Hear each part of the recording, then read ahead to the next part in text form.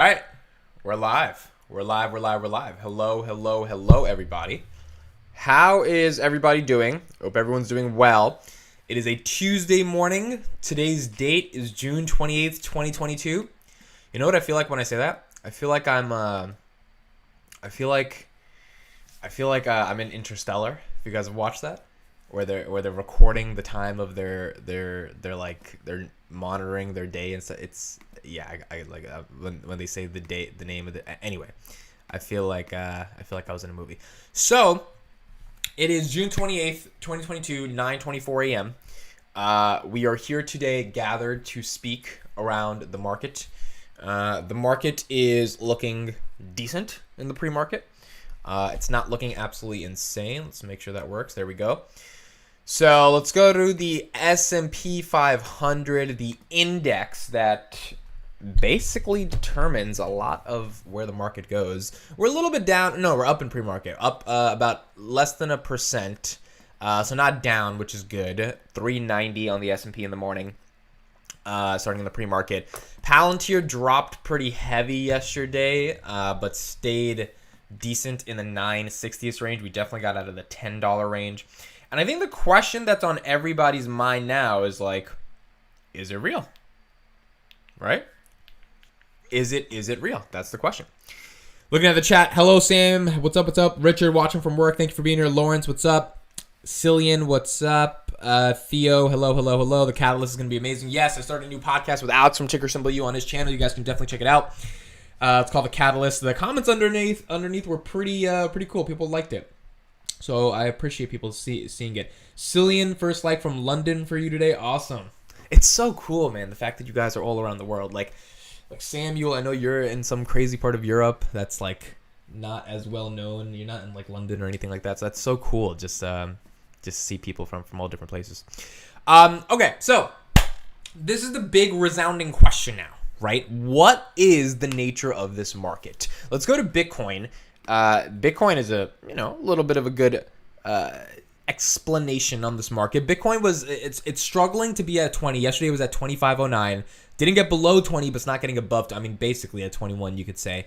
That 20 to 21 range is where Bitcoin is struggling in, and Bitcoin is trying to find where its breakout is going to be either to the upside or to the downside. Look, my opinion on the market has not fundamentally changed. I don't see amazing catalysts to push the market up higher outside of stocks being oversold. Stocks being oversold is not a reason stocks cannot go lower. We need to make that very, very clear. Being oversold does not mean stocks can't go lower. Of course stocks can go lower. The question is, are they ready to go lower? Berkshire Hathaway's Warren Buffett. Now, the opposite side of that is that DCAing is always a good strategy, right? Warren Buffett has just purchased a decent amount of Oxy. Here we go. Yeah, Buffett's Berkshire Hathaway. Berkshire Hathaway's Warren Buffett buys Occidental shares, raised stake to about 16.4%. So they own about 16.4% of Berkshire. They have 794,000 shares of Oxy. Let's go to Oxy's share price right now. Oxy is a oil company, essentially. That's what they do. Occidental. What is their ticker symbol? Occidental. Oxy. It says oxy.n. Let's just click it here. Let's go somewhere else. Now, he's been owning this stock for a while. Here's why Warren Buffett bought all the Occidental price should even go up it. So this is an interesting thing, right? Because oil prices above 100 is not supposed to be like a legit thing. It's supposed to come down, obviously, 70s, 80s, but Buffett obviously feels like it's going to be higher since then. At the end of 2021, the cash pile of his holding company, Berkshire Hathaway, had grown to a record year, $146 billion. So at the end of 2021, they had a lot of money they were not buying, obviously because the market was really high. They were being smart. In just the past week, Berkshire spent over $500 million acquiring another 9.6 million shares of the company. That brings their total stake to 152 million shares worth approximately $8.5 billion.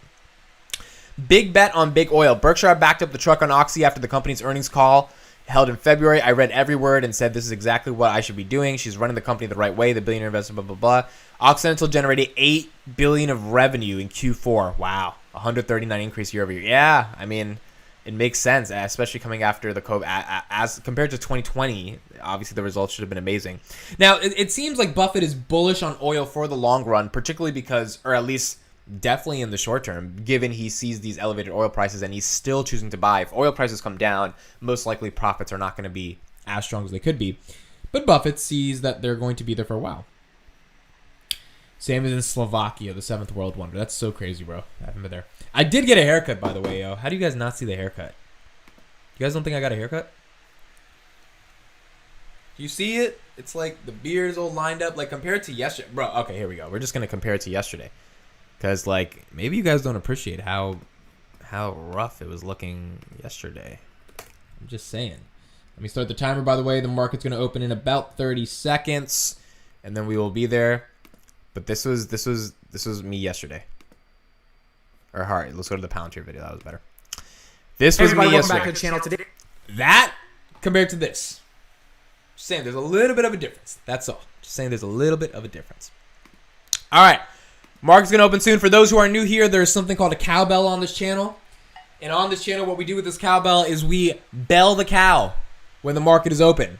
As if we were on NASDAQ. One day, hopefully I take a company public and I can do a real thing. But we have this cowbell, and the market will be open in 3, 2, 1.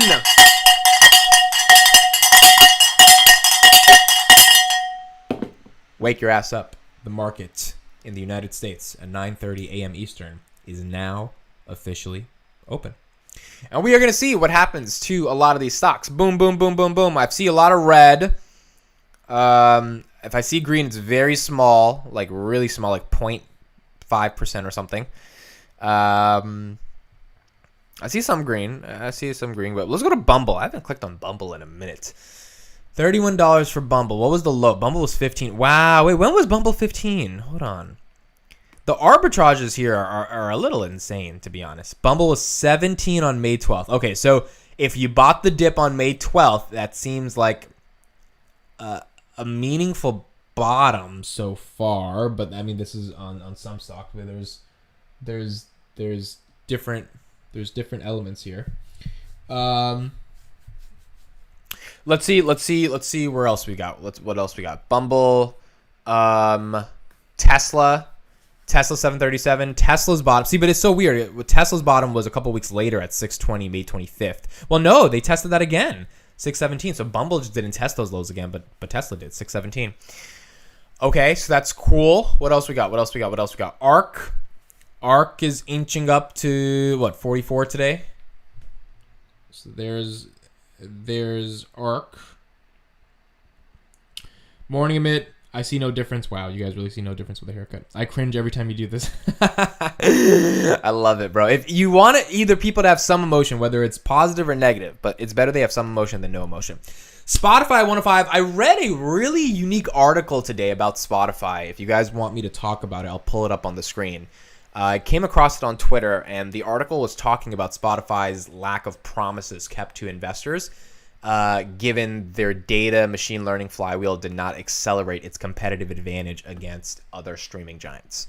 Again, Spotify's in a tough place if you just compare it to something like YouTube Music, or Amazon, right? They can take crappy margins on music streaming. Spotify's have to stay at 25%, which are already crappy, but Amazon and YouTube can just gut their margins because music is not their priority. It's just something they add on, which begs the question if you can build a really resound profitable business just around music.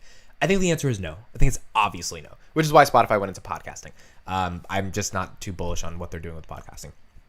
But that's we can talk about the article. Come on. Palantir 963. Look, there was a really good video on Palantir that came out yesterday on the Swiss Reinsurance Bank. They reduced time to value from 2 days to 20 minutes. Did a video on it. I suggest watching. I also did an article about it on Daily. Well, I didn't do an article on that one. I will do that today.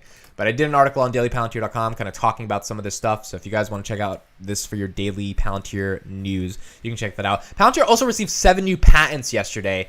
I try to understand these patents, and I'm sorry, I'm not the strongest at understanding this stuff, but it's a bunch of machine learning, a bunch of systems, a bunch of computer implementation methods for data pipelines. Like, it's a lot of shit. It's like, it begs the question, like, is this shit even like patentable? Like, what is this shit? But that is what they do. Good morning, Amit. Weejo up 20%. Why is Weejo up 20%? Weejo Why is Wejo up 20%? Is there any news? Let's go to Twitter real quick. Did they announce something? Did Wejo announce something? Wejo. I think I might be interviewing their CEO in August, by the way, as well. Oh, here it is. Huge news. Wejo is now collecting personalized connected vehicle data from Ford vehicles. This partnership is set to reshape insurance, better understanding of how people drive, and improve road safety. Here's how. Okay, let's talk about it. This is relevant to Palantir. Our collaboration with Ford Motor Company in Europe means we can send insurers data that leverages user-based intelligence for end-to-end insurance. In short, providers will be able to see the driving behavior of policyholders. Okay.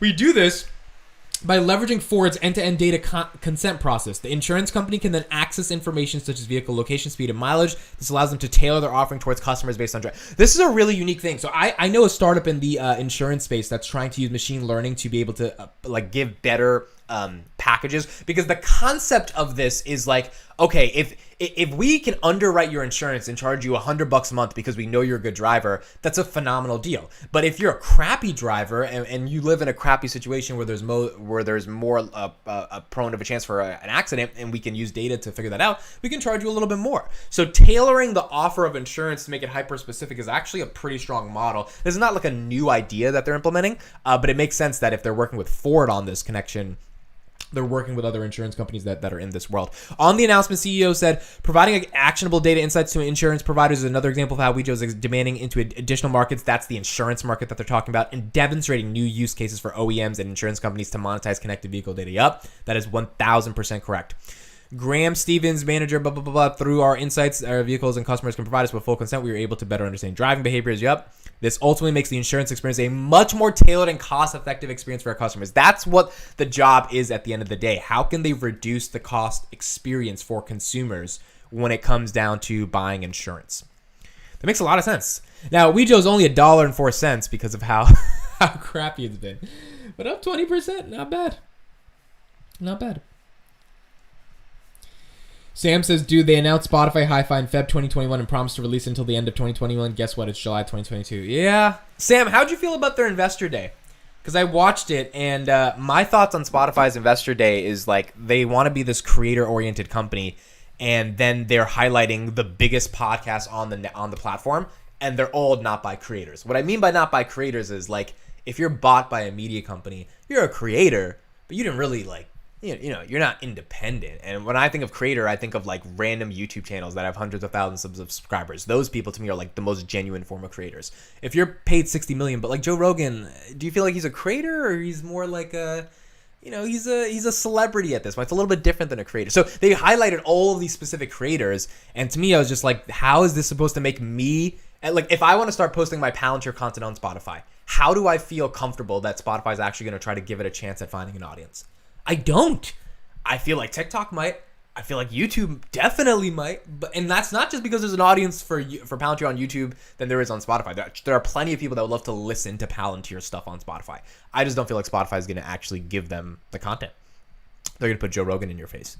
And so that's kind of my thesis around why I think their platform just sucks in that respect. For user-generated content discovery. Which is why quick plug here, have a startup competing in the audio space. It's launching in mid-July. We have some pretty awesome investors. If anyone is interested in investing, email amit@dailypalantir.com. The startup has nothing to do with Palantir. And I will send you the pitch deck, everything else, and you'll be able to invest. We're using a platform where you can invest for as little as $100. So to be honest, we're not asking for a lot of money. I mean, if you want to throw in a couple thousand, yes, but you could literally invest for $100. Now, it's very risky. Startups are risky. Most likely will lose your money. But if you think there's potential there, then you could allocate some of your portfolio there.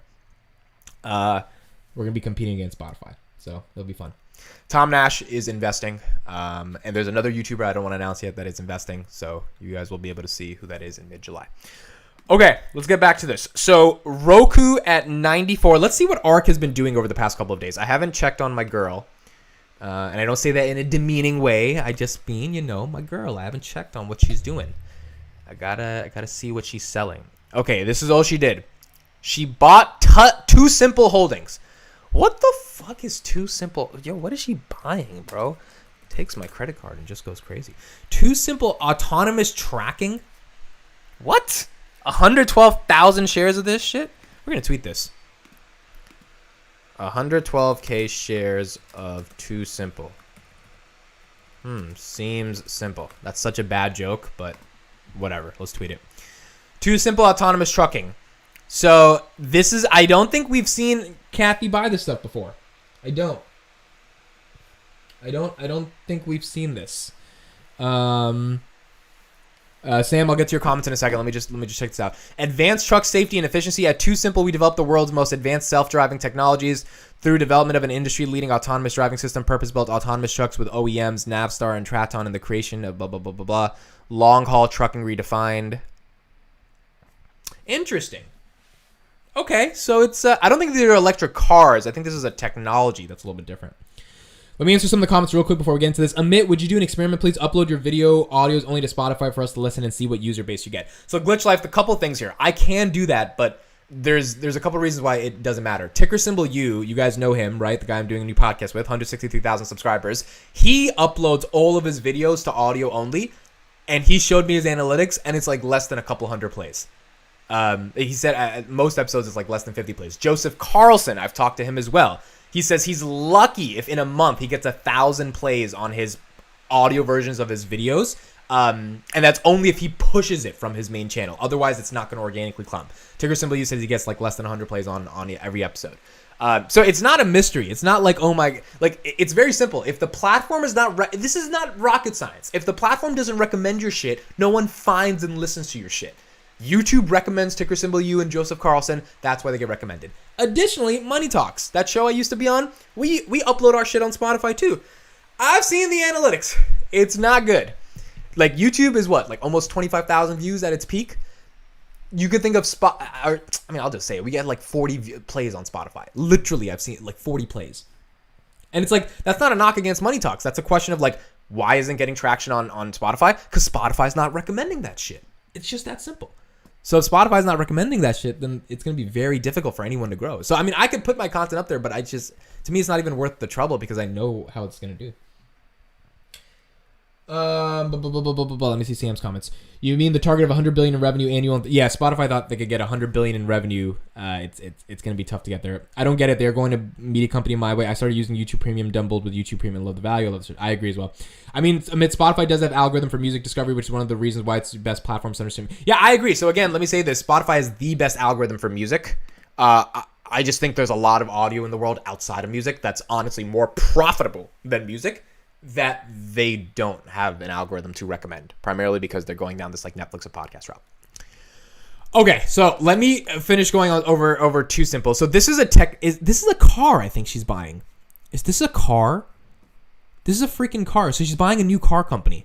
Autonomous Freight Network. Truck pass through the Too Simple Autonomous Freight Network. We provide game autonomous simple freight capacity as a service to both shippers and carriers, leading to transformational change. So is this a fucking car or what is this? Like, it's so complicated. Like, can you just explain? Subscription driverless trucks manufactured by Navistar can access. Okay, so they create an autonomous freight network, but driverless trucks use this. Bro, I don't trust driverless trucks. So I used to drive in college at 10 p.m. at night from a job I was working at. It was an hour-long drive back to my college in New Jersey. I would drive from North Jersey down to Central Jersey. And when I tell you at night, those trucks, I was competing with those trucks on the highway. It was pretty scary with those trucks. I'm not going to lie. It was really scary. Those trucks were, like, to imagine an autonomous truck wouldn't just run me over, bro, because they barely ever saw me. I don't know. It's a little, autonomous trucks is crazy. But if we can innovate that, that'd be pretty cool. I just think it's a long time away. Palantir close to 10, up almost 2%. S&P up 1%. Netflix up 1%. Not a bad day for the market. Let's go to the comments. Let's see what we got. Amit, are you coming back to Money Talks? No, I'm not. Money Talks has a new host. You guys can check them out and leave your thoughts there and at least check out the show. I still support the show, by the way. I want the show to do really well, but I'm not coming back to Money Talks. I came to see the haircut. I'm disappointed. You guys thought I was going to get a buzz cut or some shit, bro? Like, I can't get a buzz cut or anything. I can't do all that. But I could do, could at least get it tightened up or something. Just wear the hat, too. We'll just do the rest of the stream with the hat. Palantir PR just dropped. Whoa! This is why I like doing the morning live stream, baby. Here we go. New Palantir PR. What do we got? Palantir should be on their Twitter, right? Let's see right here. Palantir. Let's go to their website, yeah. Palantir Investors.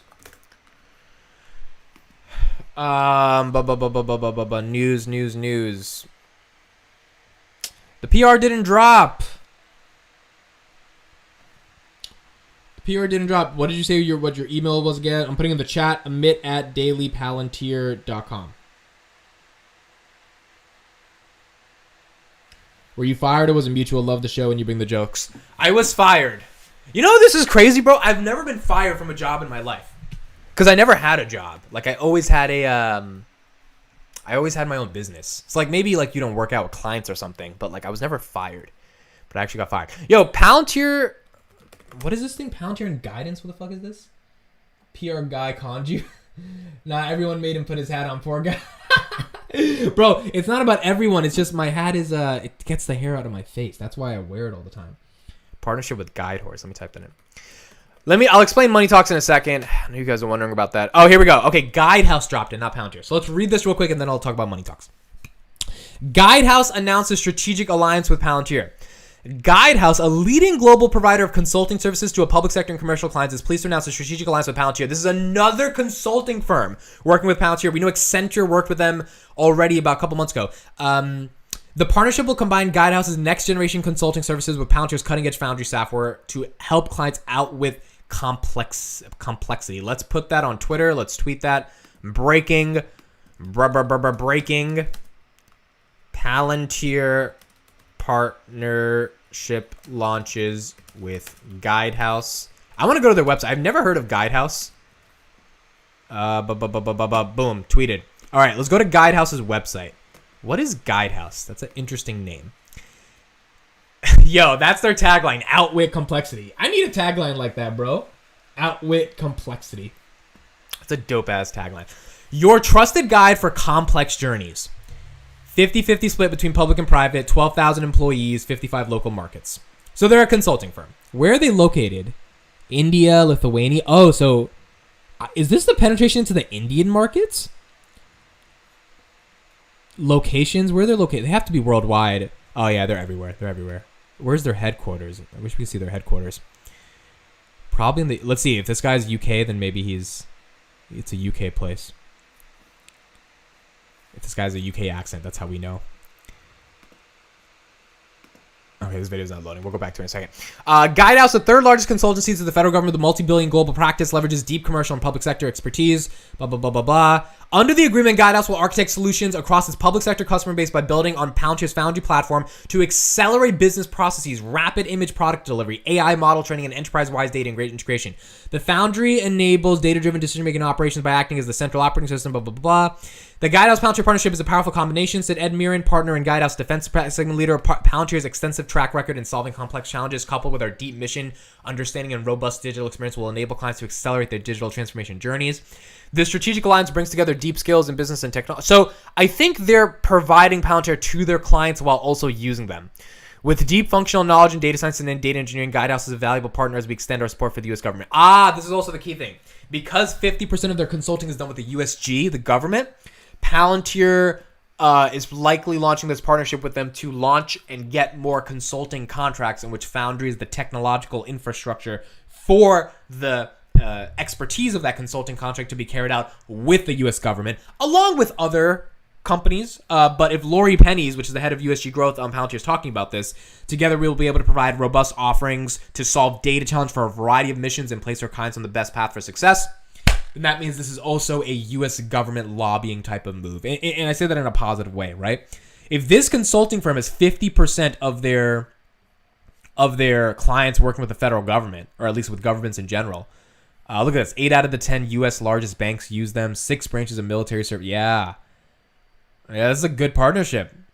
That revenue from the government is sticky. You've got to keep it. You've got to keep it. You cannot let that go. That's great. Obviously, the stock is not going to react to it, because why would the stock react to it? I mean, that doesn't matter. The stock is the stock. It doesn't matter. But that's what it is. You should have read it as Al Model. I hate you, Everclear, bro. I hate you. All right, let me talk a little bit about Money Talks. Look, I said this many times. I know a lot of people miss some of the live streams. It was not my decision. It was also not Tom's decision. Tom was really annoyed about it, but at some point you can't keep fighting with someone. Kathy Wood. Look at Kathy Wood just did a new video.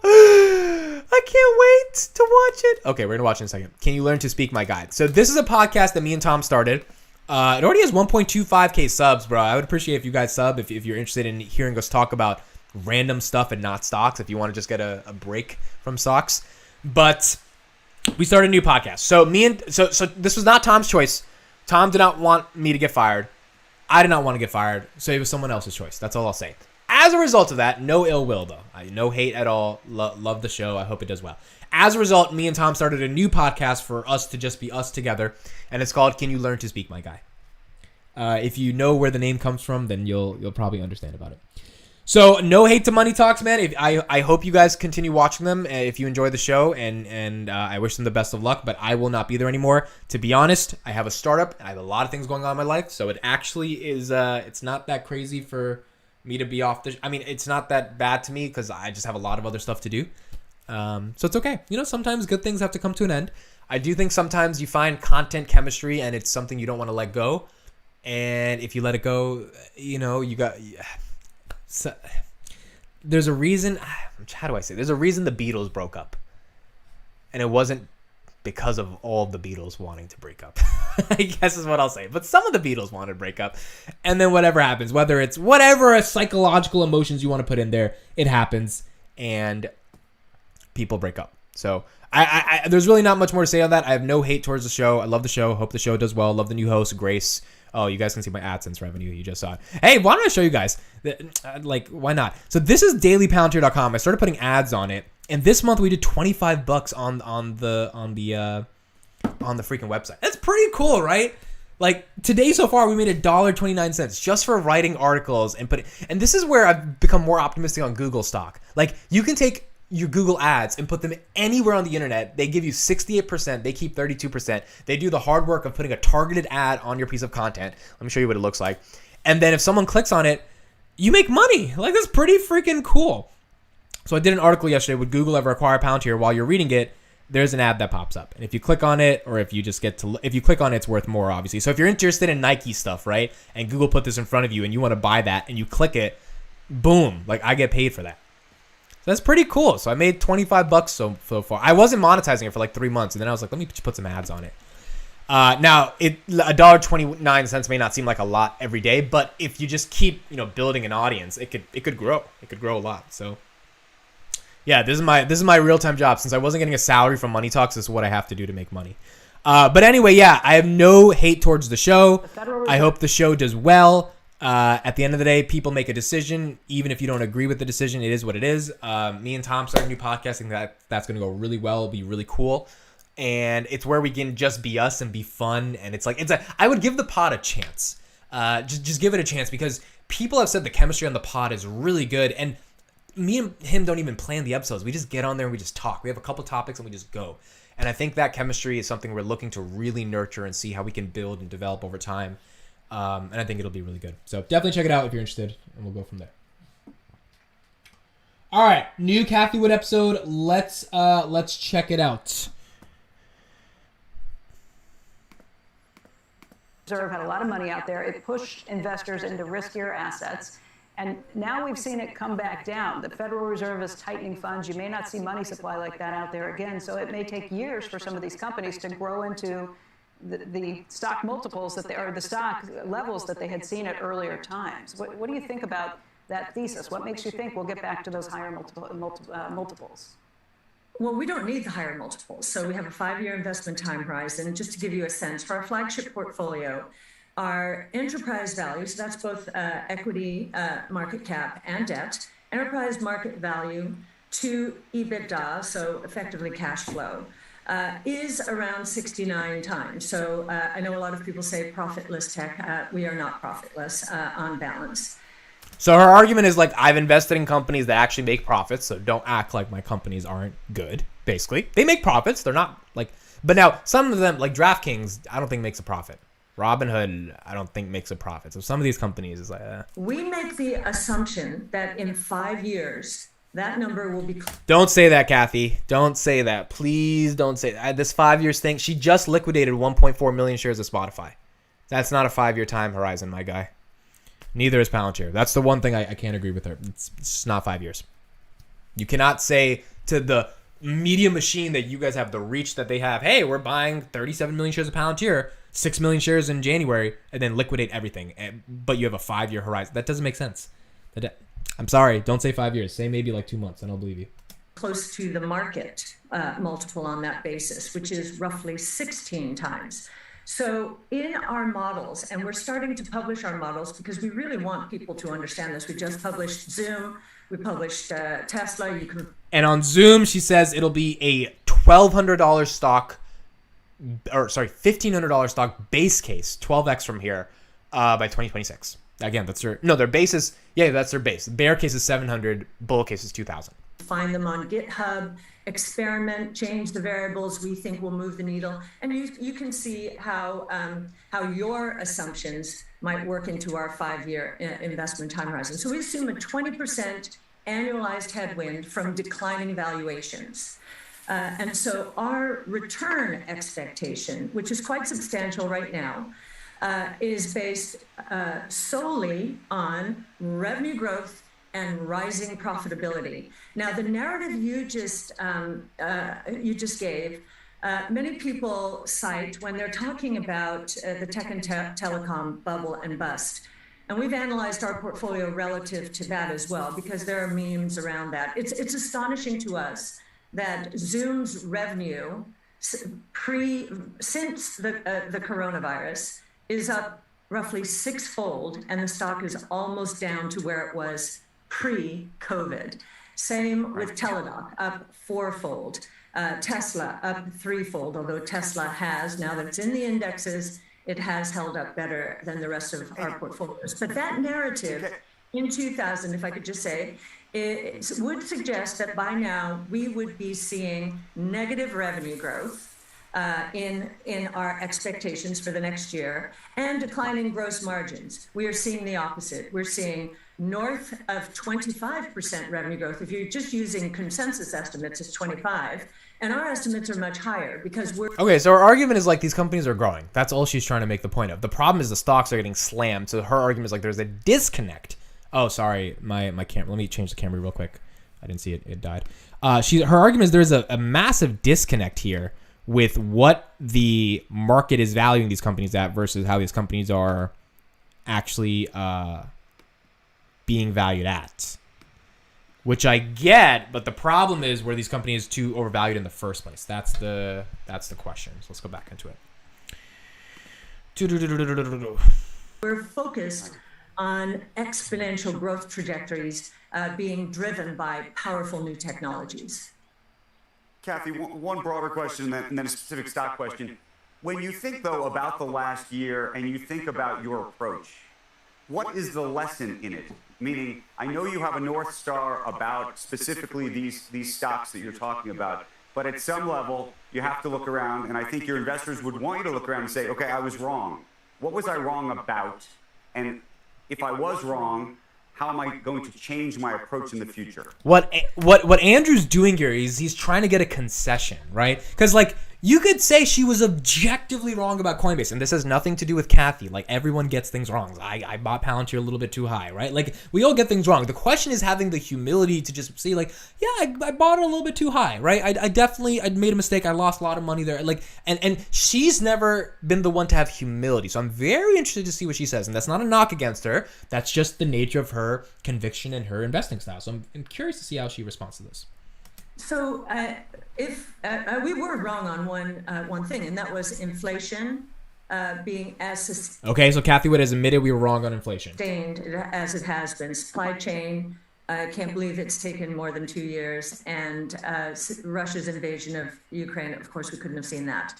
So inflation has been a bigger problem, but I think that it has set us up for deflation. I've been listening to your program. I heard Ken Langone talk about being in recession now, Jeremy Siegel, same.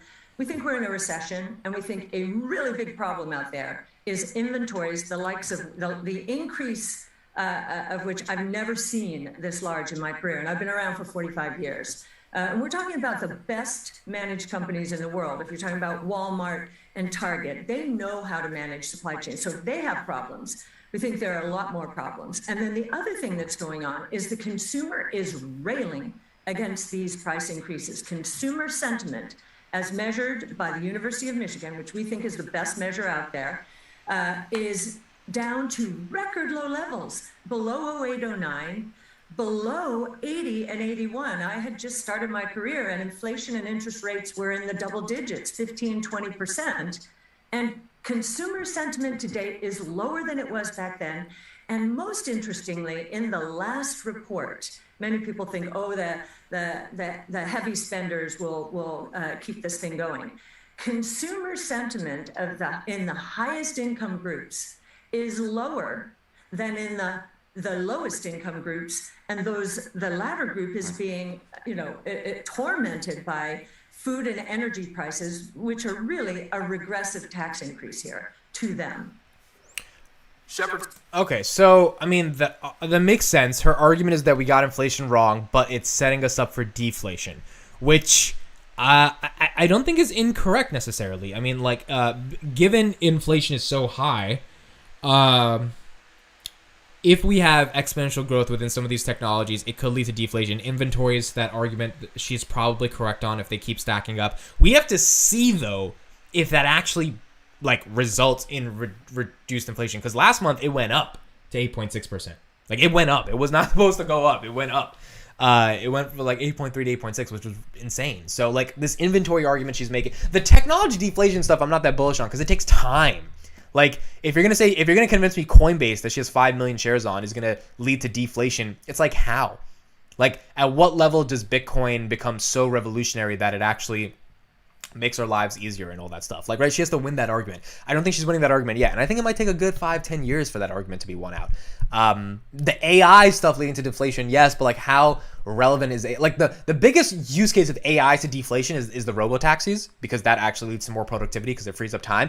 But we're far away from that. I mean, please, even if we have FSD coming, there's a lot of things before we get to full-on robo-taxis.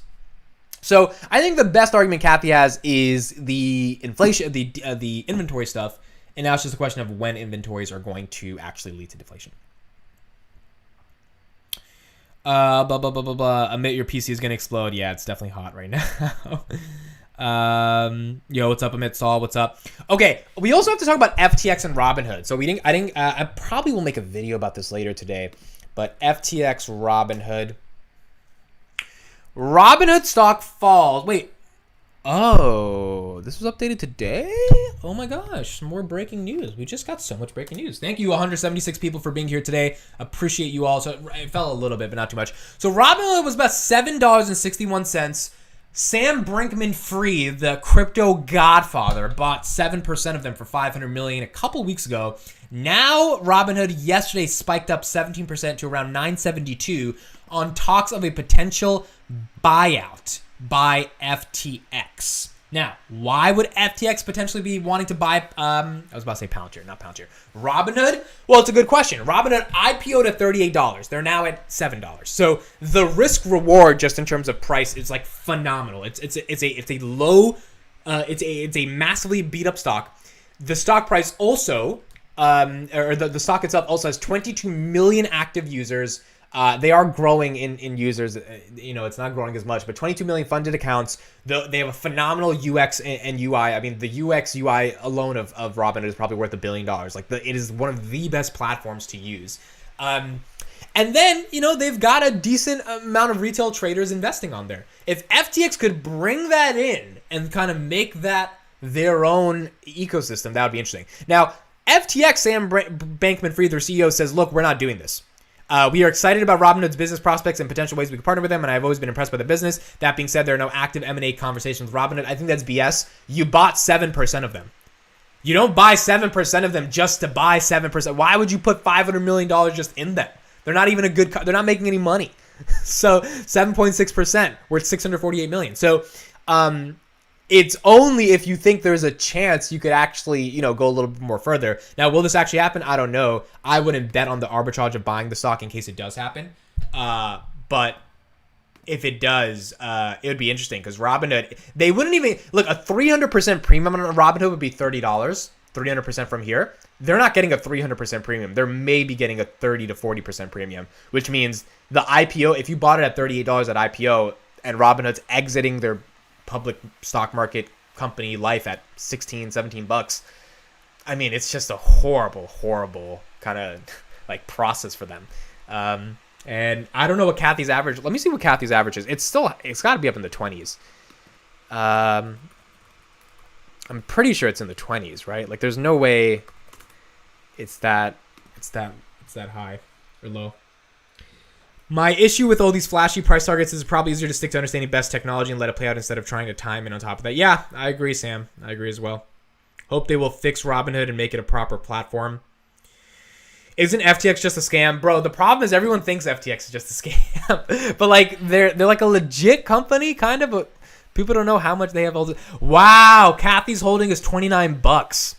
That's her average. So she needs a 300% premium just to break even on Robinhood. Yeah, I think she would be mad if Robinhood sold. She probably wants Robinhood to get better over time. Zoom cost average is 300 bucks. Roku 243, Tesla, that's the one they're green on by a pretty decent amount. Square 134. Some of these companies, bro, it's getting to the point where it's like Path at 21 bucks. It's getting to the point where I'm just like, fuck, man, I just want to take my dry powder and just unleash it. Like, it's getting to the point where it's like, goodness. But I'm not going to do it yet because I want to have a little bit more restriction. Echoes from above. I wouldn't trust FTX. They keep paying all those creators to promote their exchange. I wouldn't trust it. I don't think paying creators is necessarily a reason to not trust it. I do see the concern. They've bought up pretty much every financial YouTuber, and they pay them really good per month. Now, granted, I think that's just really good marketing. The question I would be concerned about is how do they have all this money for marketing? Let's go to their website, bro. Because I still don't know. They're a brokerage or how do they make this much money? That's the part that I've always been confused about. Built by traders for traders. Trade a variety of digital assets with low trading fees.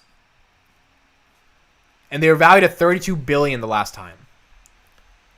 Yeah, if Coinbase is in the gutter as a public company, FTX, obviously it's good to not go public, but like their private market valuation. Now, the thing that they've done good is they've hired very low. They've only have like 12 engineers. Like they've built this entire business with very low headcount, so they have a low overhead. But I don't know. I guess derivatives is where they make a lot more money, which is a lot more options, swaps, and futures on cryptos. That's probably a lot more profitable for them than just regular crypto trading, which I don't even think Coinbase allows you to do. But I'm not sure. Yeah, but so does Shopify buy a stake in a firm in Global E, and so far they didn't decide to go deeper, just an investment for time being. Yeah, I mean, that's fair. Bought at $8.60 yesterday. I am hoping for a $15 buyout. That wouldn't be bad, man. A $15 buyout it would be a nice premium on Robinhood as well. I heard they only have like 10 employees. Yes. I work in crypto and I know a thing or two about SBF and FTX. There's a dark side of the story. Bro, I'm pretty sure there's definitely a dark side of this story. There's no way. Yeah, FTX has also been bailing out a ton of crypto companies. So they've been basically buying, they've been basically giving loans like BlockFi and all these companies to like, they've been the crypto, savior when the government has not been able to save people in crypto. All right, we got like 5 minutes left of the morning talk, guys. This is the last 5 minutes. I let you guys ask any questions that you have. Anything personal life, stocks related, and I try to answer them to the best of my ability. Thank you all for being here today. Really appreciate 190 of you being here in the chat in the morning. It means the world to me. But yeah, the FTX thing is very interesting, man. I'm curious to see what their next round of funding is going to be because they're inevitably going to need it. But it looks like with all the money they have, they don't need it. Like, are they just that good of a company that they just keep printing dollars? Because if they are, then great. It's a great company. They're able to do it. Now, granted, if crypto collapses, if Bitcoin collapses, if Ethereum collapses, their business collapses. It's just it's binary, which is why they've been doing a lot to try to save a lot of crypto companies in the space. I don't think they could have saved Voyager or Celsius though, unfortunately, but they're trying to save some of the other ones. Trading is where they make their money. Yes, with commissions. I think FTX allows for crazy amounts of leverage as well as compared to... Yeah, I agree. And it's a little bit more for some professional traders, so the crazy amounts of leverage is probably another reason why that happens. They make their money from liquidations and their market maker, Alameda. Well, yeah. I would imagine there is some other stuff they are doing here to make some money. Happy to talk to you about what I know anytime. Yeah. Maximilian, I love your name, by the way, bro. The name Maximilian is like the coolest name on the planet. Like, Maximilian. Your name is Max a Million. it's so dope, bro. Even if you made a video of this, are you going to get to use ticker symbol U's version of Foundry when he gets it? I am not licensed to use it, so I can't. For those who don't know, ticker symbol U cannot talk about Palantir anymore because he's officially employed, theoretically, by Palantir because they gave him access to Foundry. I can't access it. I mean, he's going to be able to show it off on his videos, so like we're all going to get to see it. I don't think I can literally log in on his account because I'm not registered or licensed to do so, and Foundry is still like very, very private. But he's going to be building a dashboard managing ARK Invest's companies and the kind of like an entire data pipeline of how she's invested in these companies over what time, and he's going to be building that on top of Foundry. So it's going to be really cool to kind of see how it happens. But I think FTX are actually doing proper. That is how they are different. Yeah, I think so too. I think there is some level in which they are actually doing proper. Let's see the fresh fade. Again, the fade, bro. It's a 1 on the sides. The fade is pretty fresh. I didn't gel my hair, so it looks kind of... That's why the hair looks crazy, but... Yeah, that's what we're doing. Just wanted to give a shout out to the Can You Learn to Speak My Guy podcast. Appreciate you, David. Super sad to see what happened on Money Talks. It is what it is at the end of the day. It is what it is. But thank you for watching Can You Learn to Speak My Guy. Appreciate that. What's your price target on Palantir? Do you ever have one goal of holding forever, and what's their growth projection after the 5-year 30% growth projections? Interested here. So in my DCF, if they can do a 36% year-over-year annual projected growth rate at 35% adjusted operating margins up until 2030, they're going to be a $250 stock. If they do 40% year-over-year growth, it's going to be about a $456 stock. Now, if they don't get there and they get to like 150 by 2030, I'm really happy because I have 2,000 shares. My average is 19. I'll be averaging down soon. And, that would be awesome by 2030. But if they have the hyper growth power within them, they're going to explode at one point. And when that happens, that's when we're going to see that Tesla level explosion. Now, is that possible? Yes. Is that going to happen? That's a big mystery. We don't know. I am trusting Alex Karp and Peter Thiel to be able to get that done. I'm trusting the technology, the partnerships, all that stuff. I think all the foundations are in place to get that done. Will that get done? We don't know. Echoes from above. I thought you were a Palantir shill, but you're actually not as bad as I thought. You actually seem pretty cool. I just respectfully, strongly disagree on Palantir. Well, echoes from above. I would, if you ever want to come on the channel and do a little debate, I would love to debate you. I think I've checked out some of your content, Echoes. I think, it is really important to understand what Palantir does. I mean, it's really easy to like hate on the company because it's 80% down. In fact, I guess that's an easy way to make any type of content is just hate on a bunch of stocks because they're down and call people a bunch of losers. But actually looking deep into some of the companies, like DraftKings, I agree with you, probably a crappy company. Some of the Voyager, probably not the best company. But Palantir is one of those companies you really want to look into. It's not what you think it is. The stock price does not reflect the reality of the company. And the 148 people that are here know this. So it's important. I really think it's important to dive deep on this company. It's one of the most innovative technological companies around data analytics that I've ever seen before. And it's just too silly to just shove it off without doing the research. Do a month's worth of research, really dive deep into it, and then if you have the same opinion, okay. But to just be like, it's a meme stock, I think it's too ignorant right now. There's too much in there. It's like saying that about Tesla, and I just don't think that's if you haven't done the research on Tesla, then it's hard. I'd love to debate Palantir with you. All right, hit me up. Hit me up on Twitter or email me amit@dailypalantir.com. We can set it up. If you're gonna argue the numbers in how they're down 80% stock-based compensation, you can argue all of that. The question is, do you understand what the actual technology is doing? Do you understand the partnerships, all that stuff? A lot of the other stuff to me is just white noise, like stock-based comp. Okay, that sucks, but that's going down, and that's likely gonna go down. Like, why are they doing stock-based comp right now? In fact, why is it pretty smart to be stock-based comp right now in this macroeconomy versus in a imagine they were doing this type of excessive stock-based comp when we have like a bull run in 2026. Then it would suck. But the fact that they're ironing I kind of love that Palantir has all these issues from a financial perspective right now when the macro sucks and they have no debt and $2.3 billion on their cash sheet, on their balance sheet, versus having all these issues when we have the next bull. They're kind of getting rid of all these bugs while the market hates them anyway because they hate everybody. And then for the next bull run, I think they'll be in a better spot. I won't argue the stock. I'll discuss their business versus the competition. All right, sounds good. Yeah, I'm sorry. I think it is a meme stock. We can talk though.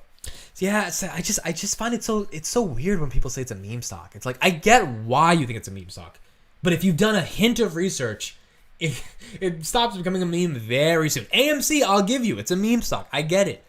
Like the whole community and everything, it's based on a meme. GameStop, same thing. But Palantir is just to call it a meme stock. I don't know. It's hard for me to understand that.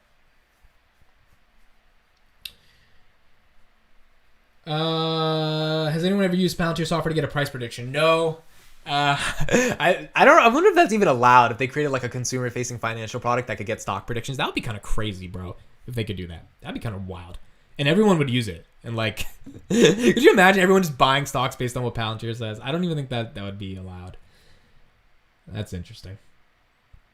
I'll give you credit. Palantir's not the worst company ever, but I just don't see the hype. I truly don't. All right, we could have a little debate. I think there's a lot of hype that's justified. And you gotta, I also think you have to read what the people are saying about. Like, don't take my advice. Like, so I have a startup, right? And when I'm trying to get investors to invest in my startup, by the way, if anyone's interested in investing, email amit@dailypalantir.com. One of the sheets I send them along with the pitch deck is testimonials. We have about 1,600 user testimonials on my product. And 95% of them are like, this shit's fucking cool. This shit works, right? So when you show real testimonials, it drives people's conviction a little bit higher. And same thing when I think about Palantir. When I read what the actual people who are using this shit are saying, I'm like, wait a second, there's something here. And it's important to understand that. What has happened on the Britain Health contract? We don't know until November. So the NHS contract, we don't know until November. Have you seen Alice Karp's hair? That's all the hype you need. That is true. I speculate they did financial runs and why they bought all that gold. Yeah, sure. Yeah, I think that's why they did as well. What's up with Guidehouse and Palantir? I'll be doing a video on that. It'll be coming out probably in about an hour or two. So I will release the video on Guidehouse and Palantir. All right, guys, that's it for me today. Thank you so much for being here. I appreciate all 147 of you being here still. We'll see you tomorrow, 9:20 a.m. Eastern, on another Market Open. Thank you, everyone, for being here. A couple more videos coming out throughout the day. And, yeah, everyone have a good day. Tuesday, a lot more stuff to do this week. Let's see what we can do. Let's get it. And I'll see you tomorrow. Bye-bye.